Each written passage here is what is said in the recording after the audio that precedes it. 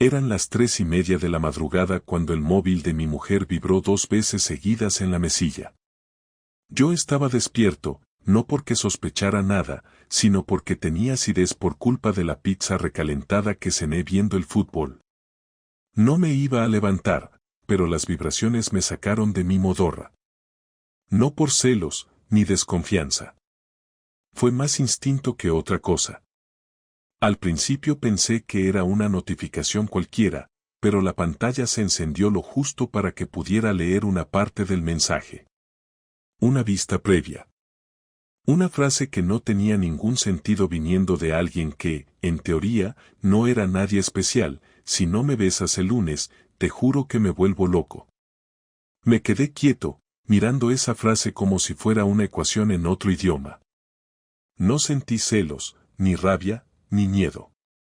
Sentí algo raro, como cuando tienes un déjà vu pero sabes que algo no encaja. Mi primera reacción no fue coger el móvil ni despertarla. Me giré y me quedé mirando el techo, intentando racionalizar. ¿Será una broma? ¿Un grupo de amigos? ¿Un comentario salido de contexto? Pero no pude dormir. Por la mañana, hice como si nada. Desayuné con Samuel, nuestro hijo de 6 años, mientras Laura se duchaba.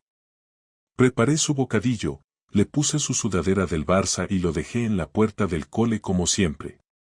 Luego volví a casa y encontré a Laura en la cocina, con el pelo aún mojado, tomándose un café y revisando su móvil. Yo fingí buscar las llaves en el cajón del mueble del pasillo, mientras la observaba de reojo. Sonreía mientras escribía algo. Y por primera vez en años, esa sonrisa no me incluyó. No dije nada. Me fui a trabajar. Bueno, más bien me encerré en mi despacho. Trabajo desde casa como diseñador freelance, así que tengo la ventaja de no tener que poner buena cara en una oficina cuando estoy hecho polvo por dentro. Ese día no trabajé. No toqué ni un proyecto. Me pasé horas dándole vueltas a esa frase. Si no me besas el lunes, te juro que me vuelvo loco. ¿Quién coño escribe eso? ¿Y por qué Laura no me dice ni te quiero desde hace semanas? Y entonces, como un gilipollas, cometí el error de mirar su WhatsApp web en el ordenador familiar. Ella había iniciado sesión en el navegador hacía meses y nunca la había cerrado. No fui a espiar, lo juro, fui a buscar un archivo para un cliente y me apareció el icono de WhatsApp abierto en otra pestaña. Y ahí estaban. Los mensajes. Los malditos mensajes. El chat no tenía nombre. Solo un emoji de fuego y una C. Y al principio eran mensajes sueltos, aparentemente inofensivos. Pero a medida que bajaba, las cosas se ponían más claras. Más asquerosamente claras. Anoche soñé contigo. Con tu boca. ¿Y si nos escapamos un finde? No aguanto verte en clase y no poder tocarte. Clase. Clase. En ese momento, sentí un golpe en el pecho. No era un desconocido. No era alguien del pasado. Era alguien de su entorno. Alguien de su trabajo. Laura es profesora de lengua y literatura en un instituto público, así que sí, era un compañero. Y por cómo hablaban, por los horarios, por las referencias, por los malditos lunes, llevaban meses en eso. Ahí fue cuando me mareé. Me levanté de la silla, me serví un vaso de agua y me quedé apoyado en la encimera, sintiendo cómo me ardía el estómago. No por la pizza, sino por la humillación. Por la certeza. No me cabreé aún. Ni siquiera pensé en vengarme. Solo sentí vergüenza. Una vergüenza seca, como si todo este tiempo hubiese sido el bufón de su historia. Yo, el padre ejemplar, el marido tranquilo, el tipo que cocina, que limpia, que organiza las reuniones del AMPA, mientras ella se va follando al colega de la sala de profesores. Pensé en Samuel. Pensé en que el viernes pasado le regalamos a Laura un desayuno especial en la cama por su cumpleaños. Él dibujó un corazón enorme con nuestras iniciales. Ella lloró. Lloró y me abrazó. Me dijo, sois lo mejor que me ha pasado en la vida. Y después, por la tarde, cegaramente se fue con ese capullo a celebrarlo a su manera. Ese día no comí. No dormí la siesta. No contesté a los mensajes de mis clientes ni de mis amigos. Solo me encerré en el baño y vomité. Pero seguí sin decirle nada. Ni esa noche. Ni al día siguiente. Me limité a observarla. A escucharla. A estudiar cada una de sus mentiras cotidianas. Hoy tengo claustro. Me voy a tomar algo con los del departamento. Voy a llegar un poco tarde, no me esperes para cenar. Todo encajaba. Todo cuadraba demasiado bien.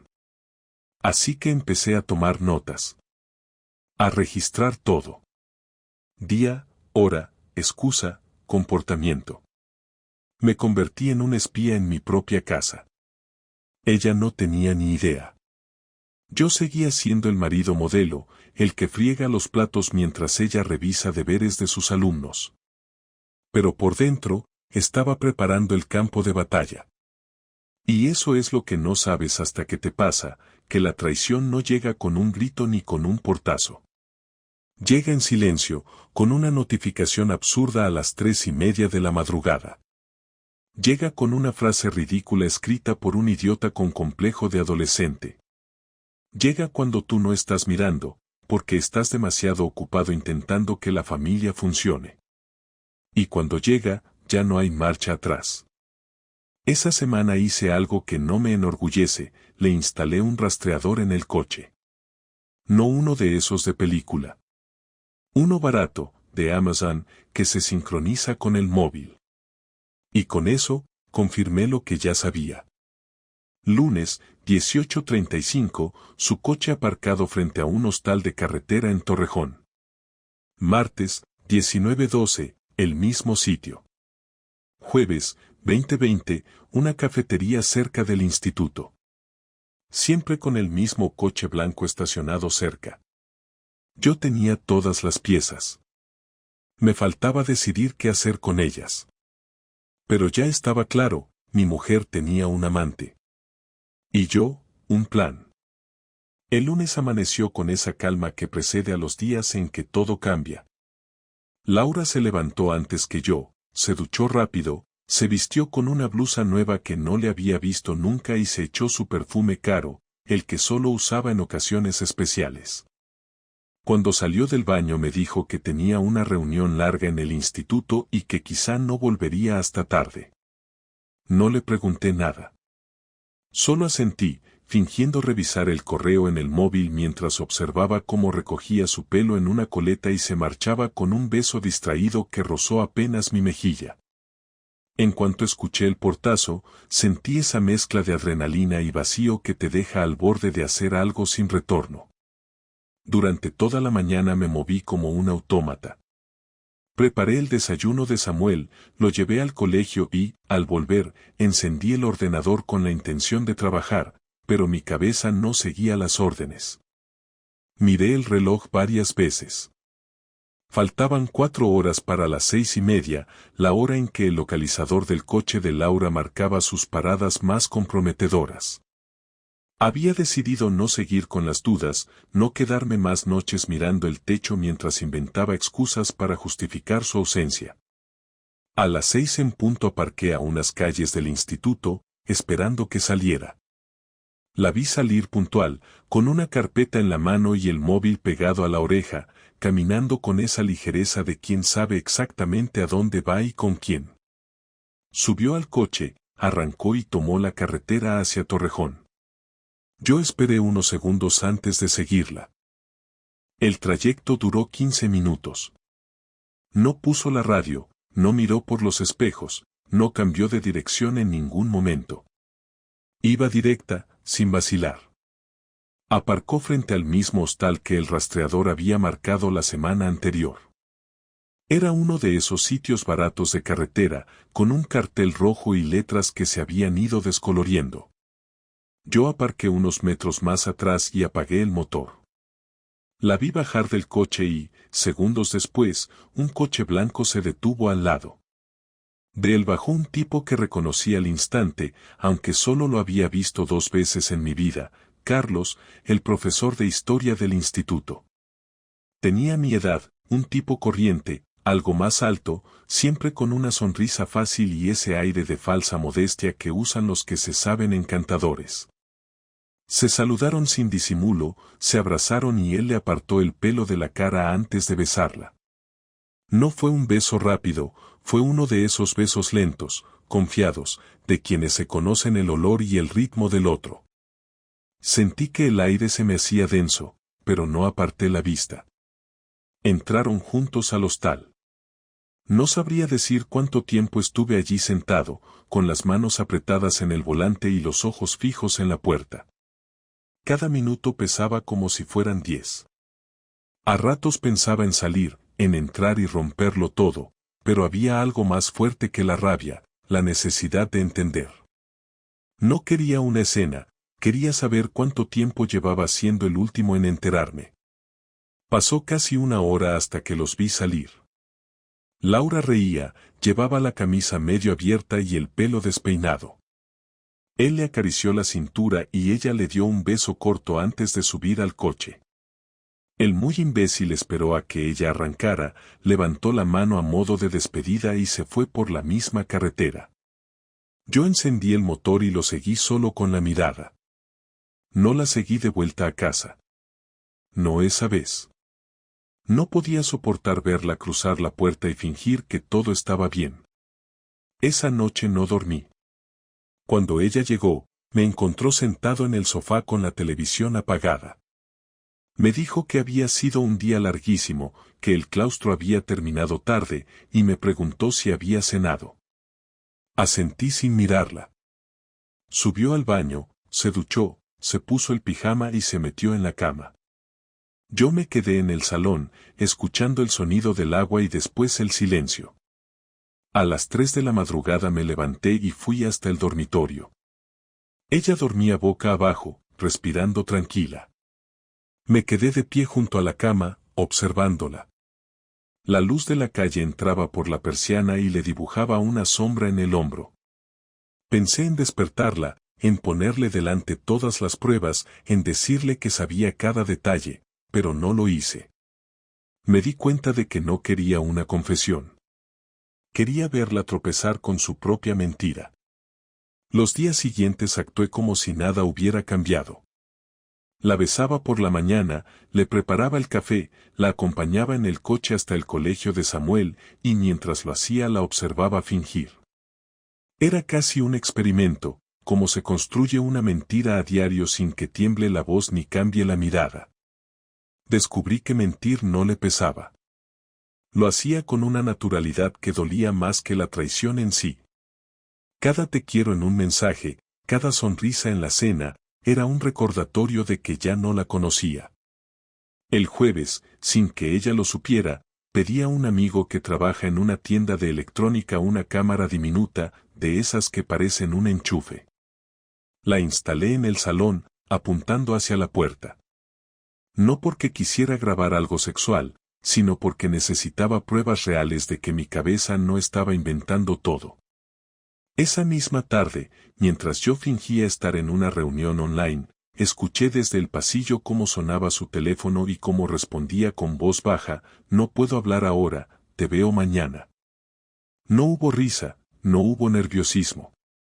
Lo dijo con la calma de quien tiene todo controlado. Esa noche, mientras cenábamos, le pregunté qué tal el instituto. Dijo que normal, que estaban preparando las evaluaciones, que el nuevo compañero era un desastre con los informes. Hablaba de él en tono de broma, con esa confianza de quien sabe disimular. Me reí, asentí y seguí la conversación, pero dentro de mí iba acumulando cada frase, cada detalle. No le temblaba ni la voz ni las manos.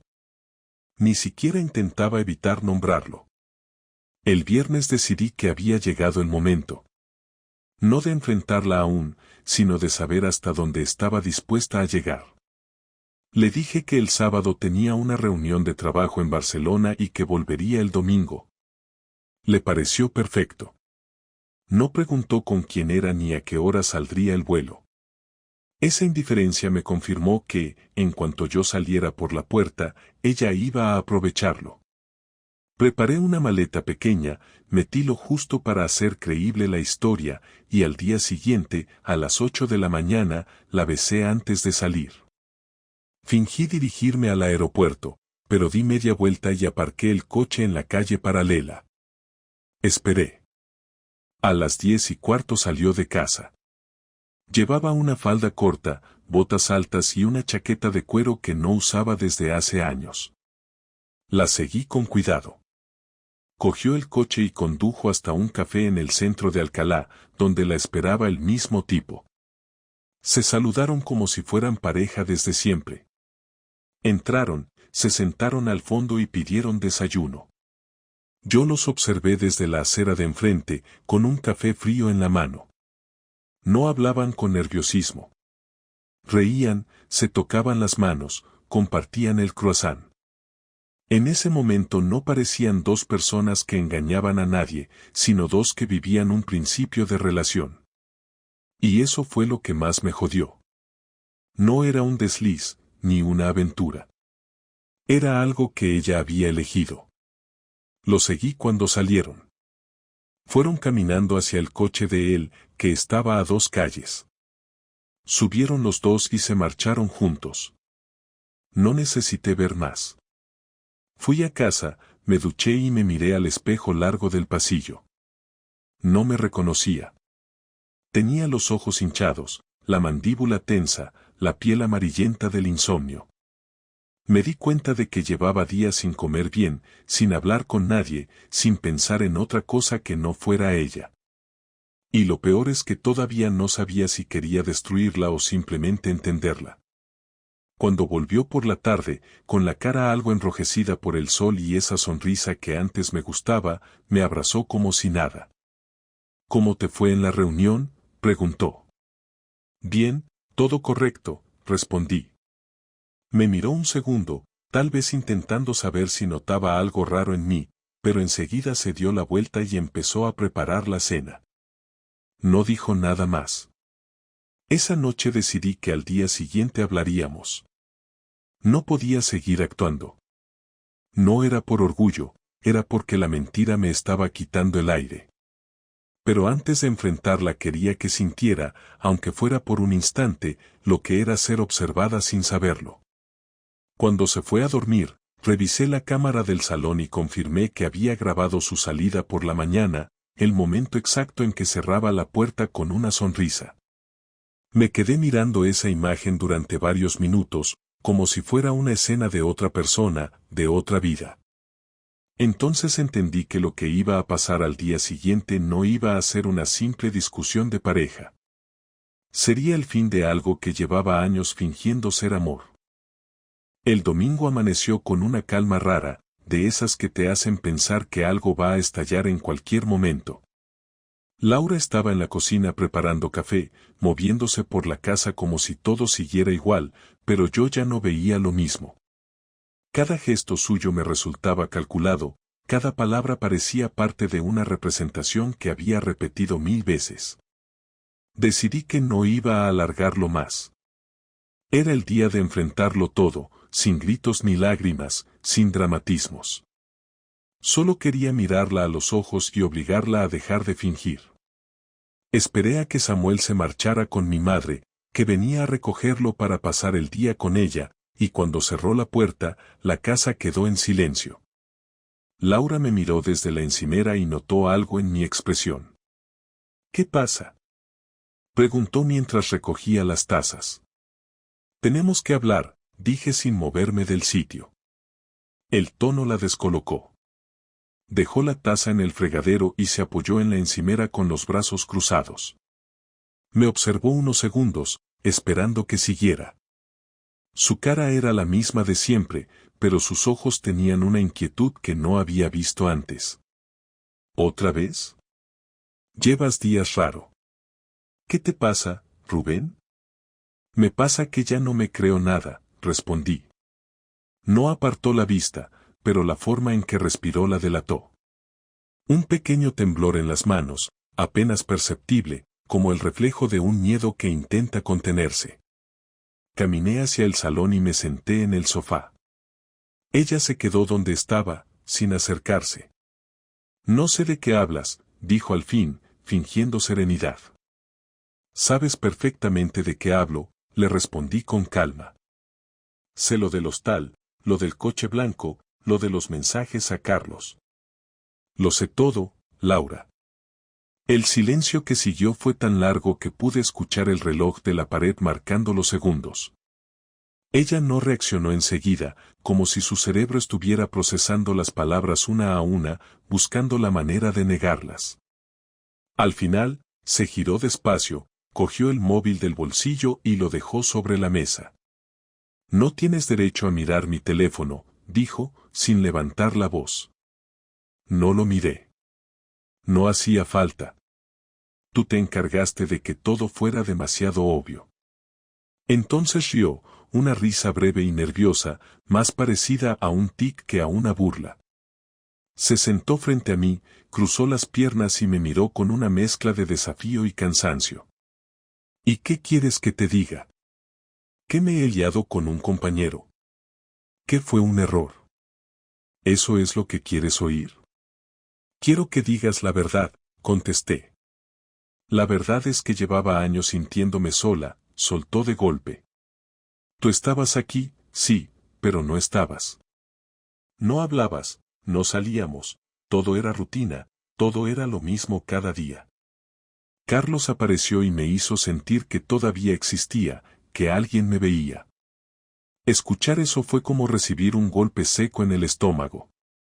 No porque fuera mentira, sino porque había algo de cierto. Había dejado que la rutina nos comiera, pero eso no justificaba nada. Así que lo solucionaste acostándote con él, dije. No fue solo eso, respondió, mirándome fijamente. No lo planeé, no lo busqué, simplemente pasó. Y sí, me sentí viva. No voy a darte el discurso del arrepentimiento porque no lo siento como un error. Fue algo que necesitaba. Sus palabras no tenían rabia, ni culpa, ni tristeza. Eran planas, directas, dichas por alguien que ya no esperaba ser perdonada. Me quedé callado, intentando no explotar. La miré largo rato antes de hablar. ¿Y Samuel? ¿Qué crees que va a pasar cuando lo sepa? No lo sabrá, contestó rápido. Esto es entre tú y yo. No, Laura, dije, levantándome. Esto no es solo entre tú y yo. Has destrozado una familia, y lo hiciste sin pararte a pensar en las consecuencias. Ella también se levantó, con los ojos rojos pero sin lágrimas. No dramatices, Rubén. No he matado a nadie. No, claro, dije conteniendo la rabia. Solo te has cargado todo lo que construimos. Nos quedamos frente a frente, tan cerca que podía oler su perfume. Esa fragancia que antes me gustaba ahora me revolvía el estómago. No me arrepiento de haber buscado algo que tú ya no me dabas, dijo despacio, casi con orgullo. No voy a pedirte perdón. Su tono fue la chispa que me hizo perder la compostura. Golpeé la mesa con el puño, haciendo temblar las tazas. Ella dio un paso atrás, asustada, pero no por miedo físico, sino por el tono de mi voz cuando hablé. No me hables como si fuera el culpable de lo que hiciste. No me vengas con discursos vacíos sobre lo que necesitabas. Si te sentías sola, hablabas. Si querías cambiar algo, lo hacías conmigo, no con otro. Pero tú preferiste mentir cada día mientras yo creía que teníamos algo real. Laura respiró hondo, intentando recomponerse. No me hagas sentir como un monstruo. He sido buena madre, buena esposa. Solo, me cansé. Te cansaste de mí, no del matrimonio, le respondí. Se quedó callada. En su silencio entendí que no iba a decir nada más. que para ella la conversación había terminado. Y eso me dolió más que cualquier confesión. Me giré hacia la ventana y me quedé mirando la calle vacía. Sentí que si seguía ahí un minuto más, iba a romper algo. Voy a salir un rato, dije, y me dirigí hacia la puerta. ¿A dónde vas?, preguntó. A donde no tenga que verte mintiendo. Salí sin mirar atrás. Caminé sin rumbo, sin pensar, hasta que acabé en el parque donde solíamos llevar a Samuel de pequeño. Me senté en un banco y me quedé allí más de una hora. No lloré. Ya no me quedaban lágrimas. Solo una sensación de cansancio profundo, de haber llegado al final de algo que llevaba tiempo agonizando. Cuando volví a casa, ella estaba en el sofá, con la televisión encendida, pero sin mirar la pantalla. No se movió cuando entré. Apagué la luz del salón y me fui al dormitorio. Esa noche dormimos en la misma cama, separados por un silencio que pesaba más que cualquier grito. A la mañana siguiente, me levanté temprano. Preparé el desayuno para Samuel y lo dejé en la mesa. Laura bajó al rato, con la mirada perdida. Me dijo que se quedaría unos días en casa de su hermana. No respondí. Se fue sin hacer ruido, llevándose una maleta pequeña. Escuché el cierre de la puerta y sentí algo parecido a alivio. Pasaron 3 días sin noticias. Durante ese tiempo, revisé todo lo que tenía, las grabaciones, los registros del rastreador, los mensajes que aún quedaban en su WhatsApp. No lo hacía por masoquismo, sino para no dejar ningún resquicio de duda. Quería cerrar ese capítulo con pruebas, no con suposiciones. El jueves por la noche, recibí un mensaje suyo: tenemos que hablar, pero sin reproches. Estoy en el piso. Respondí con un simple voy. Cuando llegué, la encontré sentada en la mesa del comedor, con una carpeta delante. Dentro había documentos del banco, facturas, extractos de la hipoteca. Todo perfectamente ordenado.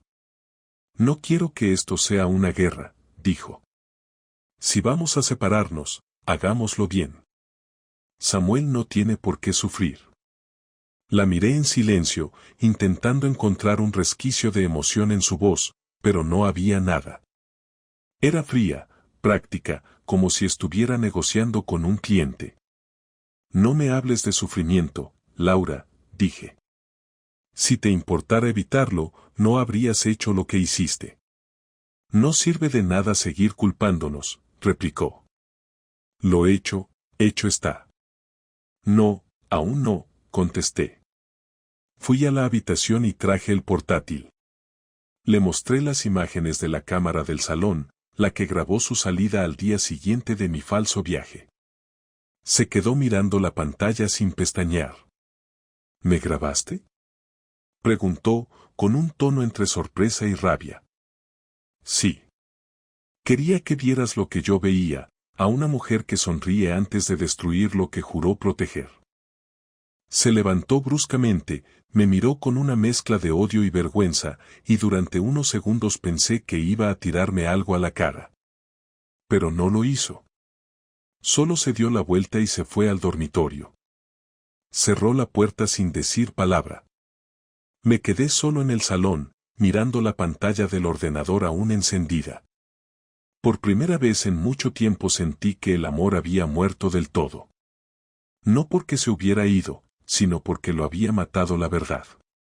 El viernes amaneció con una tensión distinta. Laura no estaba en casa, se había marchado a dormir a casa de su hermana después de la confrontación. La casa estaba en silencio, pero no ese silencio normal de las mañanas, sino uno incómodo, lleno de recuerdos que se habían convertido en pruebas. En la mesa del comedor aún estaban las carpetas que ella había dejado con los papeles del banco y la hipoteca, y junto a ella su taza de café a medio lavar. Me quedé mirándola un rato, pensando en cómo un objeto tan simple podía tener tanto peso. Decidí que no podía quedarme ahí esperando a ver qué hacía ella, que era momento de hacer algo por mí, no por nosotros, porque ese nosotros ya no existía. Ese día llamé a mi abogado, un conocido de la familia, para preguntarle sobre los procedimientos de divorcio y la custodia de Samuel. No quería venganza, al menos no en ese momento, solo quería claridad. Me explicó los pasos, los plazos y las opciones, y me dejó una frase que se me quedó grabada: la dignidad no se negocia, Rubén. Colgué el teléfono y me quedé mirando el reloj. Eran casi las 11. No había dormido en toda la noche, pero no sentía cansancio, solo una energía rara, una mezcla de ansiedad y determinación. Preparé café, me duché y me vestí sin rumbo fijo. A media tarde, mientras revisaba los mensajes del correo, me llegó uno de un remitente desconocido. El asunto decía, por si no lo sabías. Dentro había 3 fotos adjuntas. En la primera aparecía Laura con el mismo hombre, Carlos, sentados en la terraza de un bar. En la segunda estaban abrazados en la calle. En la tercera, en el coche, besándose. No era nada que yo no supiera ya, pero el hecho de que alguien más lo supiera cambió todo. Respondí al correo con una sola palabra: ¿quién eres? No hubo respuesta. Minutos después, el mensaje desapareció, como si lo hubieran eliminado desde fuera. No podía quedarme quieto. Fui al instituto a última hora de la tarde, cuando sabía que las clases ya habían terminado. Me quedé fuera, apoyado en una farola, observando la salida de los profesores. Lo vi salir, caminando con paso tranquilo, con una mochila colgada al hombro. Se detuvo a saludar a una compañera y luego se dirigió a su coche, el mismo coche blanco que había visto tantas veces. Me acerqué sin pensarlo, sin plan previo, solo con la necesidad de ponerle cara a la persona que había ayudado a destruir mi vida. Carlos, dije cuando estuve a 1 metro de él. Se giró sorprendido, sin saber quién era. Le bastaron 2 segundos para reconocerme. Dio un paso atrás y su expresión cambió de desconcierto a incomodidad. Rubén, ¿verdad? Preguntó con una sonrisa tensa. No sé si este es el lugar. Sí, soy Rubén, le interrumpí. El marido de Laura. Su rostro se tensó del todo. Intentó mantener una actitud tranquila, pero no le salió. Mira, no creo que debamos hablar de esto aquí. No quiero problemas, de verdad.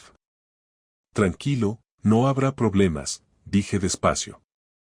Solo quiero entender algo. ¿Qué te da placer en todo esto? ¿Saber que estabas con una mujer casada? ¿Ver cómo llegaba a casa y fingía cada noche?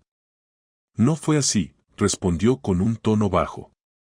No tienes ni idea de lo que pasó entre nosotros. Explícamelo entonces, le solté, dando un paso más cerca. Explícame cómo se llega de hablar de alumnos a compartir cama con la esposa de otro. Miró a su alrededor, nervioso, asegurándose de que nadie nos observaba. No fue algo planeado, dijo. Nos entendimos, eso es todo. No quiero justificarme, pero no fue contra ti, fue por ella. Por ella, repetí. Bonita forma de decir que te aprovechaste de su aburrimiento. No la juzgues, replicó, elevando un poco la voz. Ella te defendió hasta el último momento, decía que no quería hacerte daño. Me reí, una risa seca y amarga que salió sola.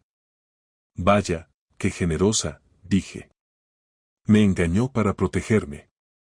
Te escuchas a ti mismo, ¿verdad? No respondió. Metió las manos en los bolsillos y se apartó hacia su coche.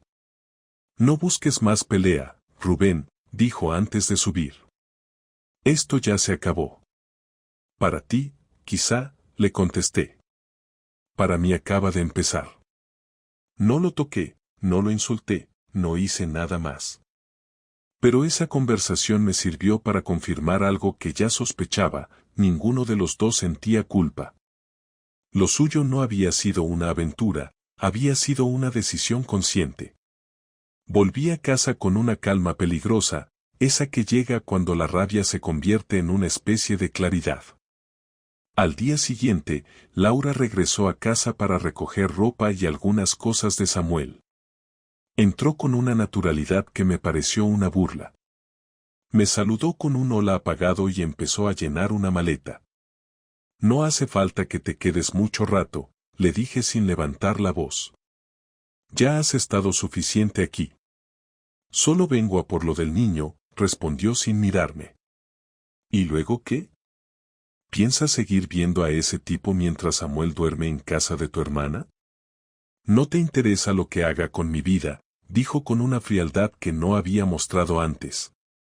Sí que me interesa, porque Samuel es parte de ella, y no quiero que se críe pensando que traicionar está bien. Soltó un suspiro largo, como si mi comentario le aburriera. No me des lecciones de moral, Rubén. No tienes ni idea de lo que ha sido vivir contigo los últimos años. Perfecto, respondí. Entonces ya lo tienes fácil. Firma los papeles cuando te los mande y así los dos podemos dejar de fingir. No contestó. Terminó de llenar la maleta, se colgó el bolso y salió sin decir adiós.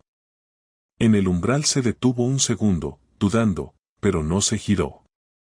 Cuando la puerta se cerró, sentí un silencio tan espeso que tuve que sentarme. Esa tarde llamé a Tomás, mi amigo de toda la vida. Le conté lo básico, sin entrar en detalles. Se quedó callado unos segundos antes de responder. No te hundas, Rubén. Te lo digo en serio. No dejes que te conviertan en un tipo amargado. Usa la cabeza. No quiero venganza, dije. Claro que quieres, contestó él. Todos la queremos en tu lugar. Pero si vas a hacerlo, que sea con inteligencia. Colgué con la idea dando vueltas en la cabeza. No una venganza de película, sino una respuesta real, meditada, que le doliera donde más le importaba, en la imagen que tanto cuidaba, en la reputación que se había construido en el instituto, en esa fachada de profesor ejemplar que ahora me parecía una farsa. Pasé el resto del fin de semana planeando. Revisé las fotos, los mensajes, las grabaciones. Ordené todo en carpetas, las copié en una memoria USB y escribí una carta. En la carta no había insultos ni amenazas, solo hechos, fechas, lugares, nombres, horas. Todo lo que necesitaba para que nadie pudiera decir que era un invento. El lunes, sin avisar, fui al instituto. Esperé a que terminara la jornada y pedí hablar con la directora. Me recibió con amabilidad, sin saber quién era. Me presenté y le dejé el sobre. No quiero hacer daño a nadie, le dije. Solo creo que un profesor que mantiene una relación con una compañera casada, usando el horario laboral para verse, no es el ejemplo que merecen los alumnos. La directora abrió el sobre, miró las pruebas y me pidió unos minutos. Cuando salí del despacho, sabía que no había vuelta atrás. No sentí culpa. Sentí justicia. Esa misma noche, Laura me llamó. ¿Qué has hecho? Gritó al otro lado del teléfono. ¿Te has vuelto loco? Solo he dicho la verdad, respondí. Van a sancionarlo, Rubén. Puede perder el trabajo. Deberías haber pensado en eso antes de empezar con él, le dije. Eres un hijo de puta, dijo antes de colgar. Me quedé mirando el teléfono unos segundos, esperando que volviera a llamar, pero no lo hizo. Me serví un café y me senté junto a la ventana. Afuera empezaba a oscurecer y, por primera vez en semanas, sentí algo parecido a alivio. No felicidad, no paz, pero sí esa sensación de haber recuperado un poco de control. No lo había hecho por despecho, sino por equilibrio. Si ella había decidido romper todo sin pensar en las consecuencias, yo le estaba mostrando que los actos pesan. Esa noche dormí mejor que nunca. No porque la vida volviera a estar bien, sino porque por fin había hecho algo por mí, sin miedo, sin temblar. Faltaba mucho por resolver, pero la parte más dura, la de tragar en silencio, había terminado. Los días siguientes fueron una mezcla rara de calma tensa y pequeños cambios que me daban la sensación de que las piezas se iban colocando en su sitio, aunque no sabía todavía si era para volver a construir algo nuevo o para dejar todo hecho escombros. Samuel seguía con su rutina, ajeno a lo que pasaba entre sus padres, aunque ya no hacía tantas preguntas sobre por qué mamá no dormía en casa o por qué papá hablaba más por teléfono que antes. Yo intentaba mantener la normalidad para él, pero cada mañana al prepararle el desayuno, cada tarde al recogerlo del colegio, tenía en la cabeza ese momento inevitable que tarde o temprano tendría que llegar, el de explicarle que las cosas ya no iban a volver a ser como antes. Laura no había vuelto a casa desde aquella llamada en la que me insultó tras la reunión con la directora del instituto. Su número seguía en mi móvil, pero no volvimos a cruzar ni un mensaje. Durante 5 días no supe nada de ella, ni siquiera a través de familiares o amigos en común. Fue el viernes cuando volvió a aparecer, tocando el timbre a las 8 de la tarde, con una expresión distinta, sin arrogancia ni ira, solo con un cansancio en los ojos que me hizo pensar que, por primera vez, era ella quien no sabía por dónde empezar. ¿Podemos hablar?, preguntó apenas abrí la puerta. Asentí, sin decir nada, y la dejé pasar. Se sentó en el sofá y dejó el bolso en el suelo. No traía maleta ni ropa ni nada, lo que me dio a entender que no pensaba quedarse. Me senté enfrente y la miré sin apuro. El silencio duró más de lo habitual, pero no fue incómodo, fue necesario. Quiero dejar esto claro antes de empezar, dijo al fin. No vengo a pedirte que volvamos. Menos mal, respondí. Ella asintió con la cabeza, sin molestarse por mi tono. He estado pensando estos días, no por lo que hiciste con lo del instituto, sino porque me di cuenta de que todo esto se nos fue de las manos hace mucho. Tú lo sabías, yo lo sabía, pero fingimos. Tú fingiste más que yo, dije. No te lo discuto, respondió sin levantar la voz. Solo quiero que podamos hablar sin gritarnos, sin echar mierda uno sobre el otro. Aunque sea por respeto a lo que fuimos. Dime lo que viniste a decir, le pedí. He hablado con un abogado, empezó. Me explicó lo del divorcio, cómo repartiríamos las cosas, la custodia compartida. Creo que deberíamos hacerlo por mutuo acuerdo. Samuel no tiene que vivir una guerra. ¿Quieres que firmemos sin discutir nada?, pregunté. Quiero que seamos adultos, dijo con firmeza.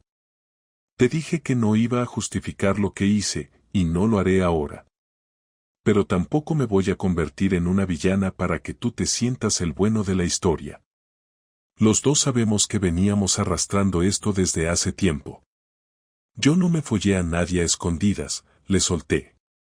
Y yo no te estoy pidiendo perdón, replicó enseguida. Lo que hice fue una mierda, ya lo sé.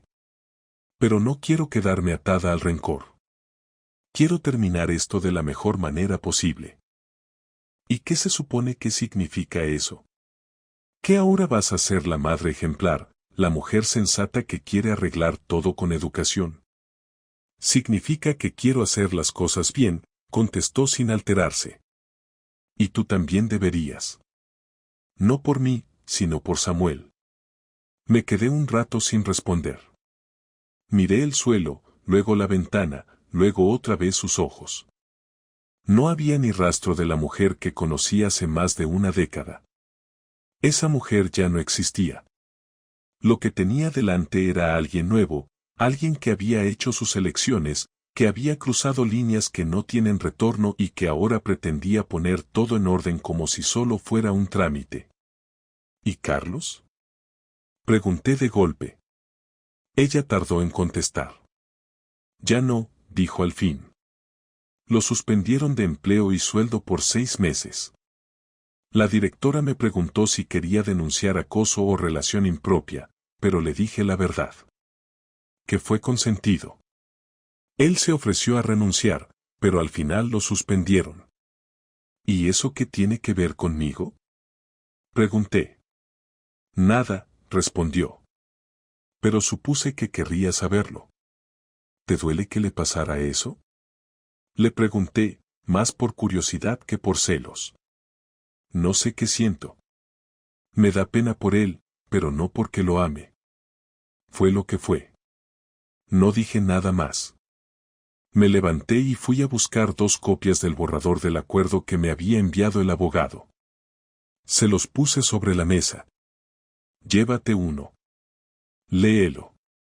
Si te parece justo, lo firmamos la próxima semana. ¿Puedo llevarme a Samuel este fin de semana? Preguntó antes de levantarse. Puedes. Pero esta vez no lo uses para disimular lo que hiciste. Asintió, cogió el papel, el bolso, y se fue sin decir adiós. Cuando se cerró la puerta, me di cuenta de que lo que acababa de ocurrir no había sido una reconciliación ni una tregua, sino el principio del cierre definitivo.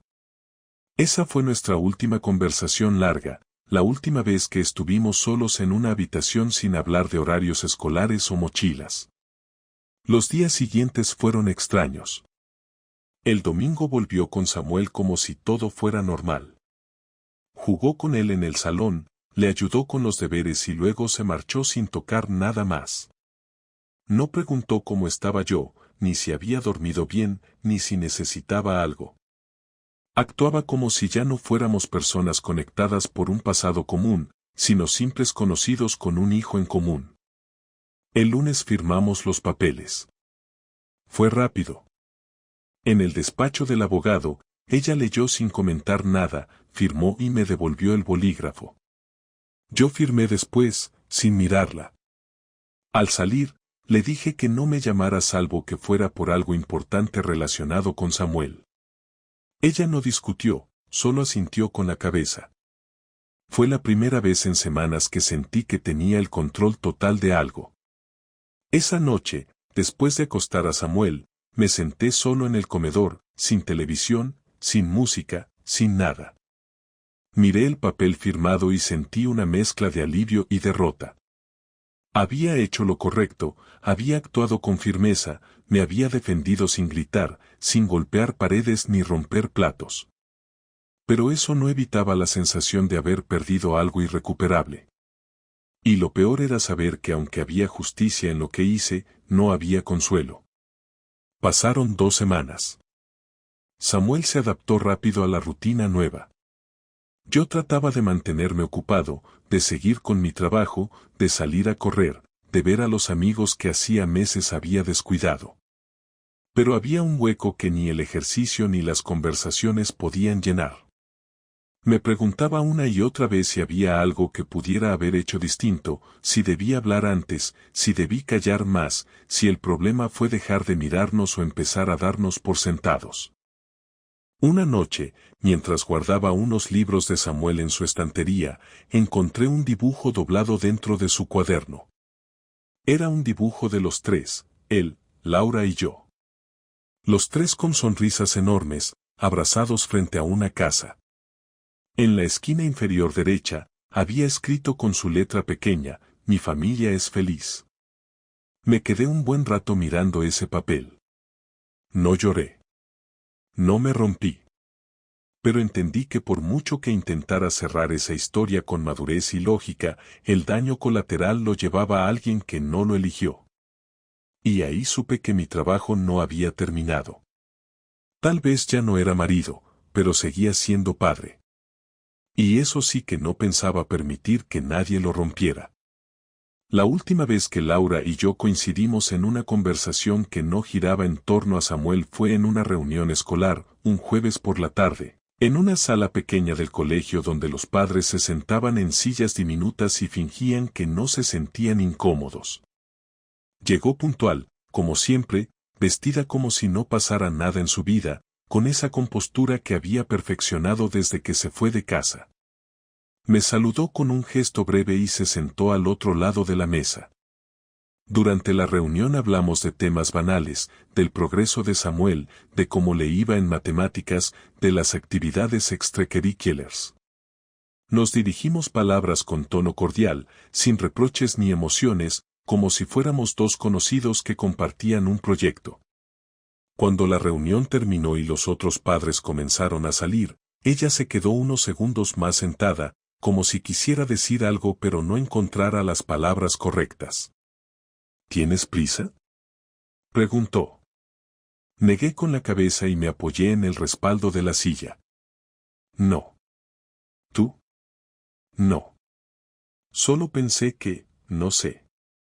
Llevamos semanas hablando como si fuéramos contables, y supongo que quería saber cómo estás. No supe si reírme o levantarme e irme. La pregunta me pareció una especie de provocación suave, como si realmente creyera que después de todo lo que hizo, aún tenía derecho a ese tipo de cercanía. Estoy bien. No te preocupes por eso, respondí. Asintió, bajó la mirada y se quedó jugueteando con un bolígrafo. Yo no estoy tan bien, la verdad, dijo después. Pero supongo que eso ya no importa. No, no importa, le dije sin dureza, solo con sinceridad. Pero espero que no estés buscando consuelo aquí. No, no busco consuelo. Solo, quería que lo supieras. Nos quedamos en silencio unos segundos más y luego nos levantamos. Caminamos por el pasillo sin decir nada y al llegar a la puerta del colegio me giré para mirarla. Espero que entiendas que lo que pasó no fue solo un error entre adultos. Samuel lo siente, aunque no lo diga. Y tú, más que nadie, sabes lo observador que es. Ella cerró los ojos un instante, respiró hondo y me respondió en voz baja. Lo sé. Y me mata pensar que algún día me lo eche en cara. No va a hacer falta que lo haga. El daño ya está hecho, Laura. Solo intenta que no crezca con más mentiras. Asintió sin añadir nada más. Se subió a su coche y se fue sin despedirse. Yo caminé de vuelta a casa con la sensación de que, por fin, todo había quedado claro, que no quedaban palabras sueltas ni emociones sin decir. Solo quedaban hechos. Esa misma noche escribí en un cuaderno que llevaba semanas ignorando. Había intentado escribir antes, pero todo sonaba forzado o lleno de rabia. Esta vez no escribí para quejarme ni para vaciar el dolor. Escribí para entender que me había enseñado todo esto. Y al final de la página escribí algo que no esperaba escribir nunca: sobreviví. No como una victoria ni como un trofeo, sino como un simple reconocimiento de que, a pesar de todo, seguía aquí. Los meses siguientes fueron una especie de reconstrucción silenciosa. Volví a trabajar con más concentración, retomé proyectos que había pospuesto, hice pequeñas reformas en casa, no por cambiar el pasado, sino porque necesitaba que el espacio dejara de recordarme cada esquina de la mentira.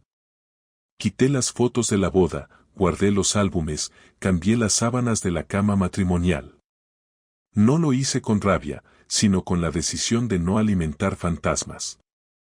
Con Samuel todo fue más complicado. A veces preguntaba por qué ya no salíamos los tres juntos, otras veces se quedaba callado, como si supiera que había cosas que no podía preguntar. Le expliqué con las palabras más claras que pude que su madre y yo ya no íbamos a vivir juntos, pero que eso no cambiaba lo importante, que él seguía siendo amado por los dos. No sé si lo entendió del todo, pero al menos dejó de hacer esas preguntas a media voz que te rompen más que un grito. Con Laura, la relación se mantuvo en un mínimo necesario. Coordinábamos horarios, nos pasábamos información del colegio, decidíamos cosas básicas sobre la rutina de Samuel. No hubo más discusiones, pero tampoco hubo cercanía. Ella intentó algunas veces preguntar por mi vida, si salía con alguien, si tenía planes, pero yo cambiaba de tema. No por orgullo, sino porque ya no había espacio para eso. Había aprendido que no se puede volver a confiar en quien usó tu confianza como terreno para otra historia. Lo que sí me sorprendió fue la reacción de algunos amigos y conocidos. Algunos se pusieron de mi lado con rapidez, otros me miraban con pena y evitaban el tema. Un par incluso me dijeron que entendían a Laura, que el amor se acaba, que estas cosas pasan. A esos dejé de verlos. No porque no me dieran la razón, sino porque aprendí que hay gente que se acomoda al lado más cómodo de la traición, el que minimiza todo para no afrontar lo incómodo. Un sábado cualquiera, unos 6 meses después de todo, fui con Samuel a una pequeña feria del barrio. Compramos algodón de azúcar, montamos en la noria y él insistió en que jugáramos a un tiro al blanco para ganarle un peluche. Me reí con ganas por primera vez en mucho tiempo. No porque se me hubiera pasado el dolor, sino porque entendí que estaba haciendo algo bien, dándole a mi hijo recuerdos buenos, incluso en medio del desastre. Esa noche, ya en casa, me senté en el sofá con él mientras veíamos dibujos. Se apoyó en mi brazo y me preguntó, sin rodeos, si mamá volvería a casa alguna vez. Le dije que no. No inventé excusas, no le hablé de posibles reconciliaciones, solo le dije que algunas veces las cosas cambian y que aunque eso duele, no significa que dejemos de ser familia. Me miró en silencio, asintió y volvió a ver la tele. No lloró. No se alteró. Solo aceptó. Y su forma de aceptar, sin drama, fue lo que más me dolió. Ahora, mientras escribo esto, me doy cuenta de que ya no odio a Laura. No podría decir que la perdoné, pero el odio necesita tiempo y energía, y yo ya no estoy dispuesto a darle más de eso. ¿Me falló? Sí. Me mintió, me traicionó, me trató como si fuera un mueble más en la casa. Pero también me obligó a despertar, a dejar de sostener una mentira que me estaba hundiendo. Me enseñó que a veces perder no es lo peor, sino seguir atado a lo que ya no existe. He conocido a alguien. Es pronto, no es nada serio aún, y no he querido meter a Samuel en ese mundo todavía. Pero me he permitido, por primera vez en mucho tiempo, hablar con alguien sin tener que medir cada palabra, sin miedo a que me estén usando como escudo para otro plan. No sé en qué acabará, pero no me importa. No busco sustituir nada, solo avanzar. Y si algo me queda claro después de todo esto es que uno no elige las traiciones, pero sí el tipo de persona que quiere ser después de ellas. Yo elegí no romperme del todo, no llenarme de odio, no quedarme atrapado en la historia de otro. Elegí volver a empezar desde donde se puede, no desde donde se quiere. Porque cuando te lo han quitado todo, incluso la dignidad disfrazada de rutina, lo único que te queda es decidir si quieres quedarte tirado o ponerte de pie. Y yo me puse de pie.